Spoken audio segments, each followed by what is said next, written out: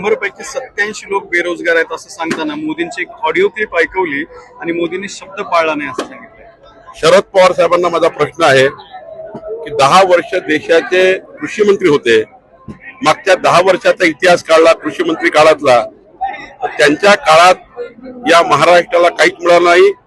जे काही या महाराष्ट्राला मिळालं ते मोदींच्या सरकारमधून मिळालं। आज बघा जगामध्ये संपूर्ण देशामध्ये युरियाचे रेट हे 100 पटीने वाढले आहेत, पण महाराष्ट्रातल्या जालन्यातल्या संभाजीनगरच्या शेतकऱ्यांना 287 रुपये बॅग युरिया मिळत आहे। 10 लाख कोटी रुपयाच्या वर सबसिडी मोदीजींनी युरियाला दिली। आज म्हणून या महाराष्ट्राच्या शेतकऱ्यांना आज युरिया स्वस्त मिळतो आहे, बी बियाणं स्वस्त मिळत आहे। या महाराष्ट्राच्या शेतकऱ्यांना प्रचंड मोठी मदत केंद्र सरकारने केली आहे।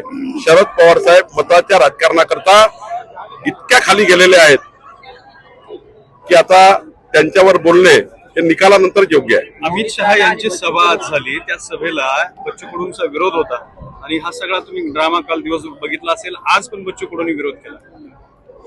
कालच माननीय देवेंद्रजी आणि सर्वांनी या ठिकाणी उत्तर दिलं आहे, सांगितलं आहे की शेवटी अतिविशिष्ट व्यक्तीच्या सभा जेव्हा लागतात तेव्हा काही नियम आहे, निकष आहे, अटी आहे, त्यानुसार सभेची परवानगी मिळतं। आता काही लोकांना स्टंटबाजी करायची सवय आहे, स्टंटबाजी करत राहतात। महाराष्ट्र राज्य सहकारी बँक घोटाळा झाला, त्याच्यात अजित पवार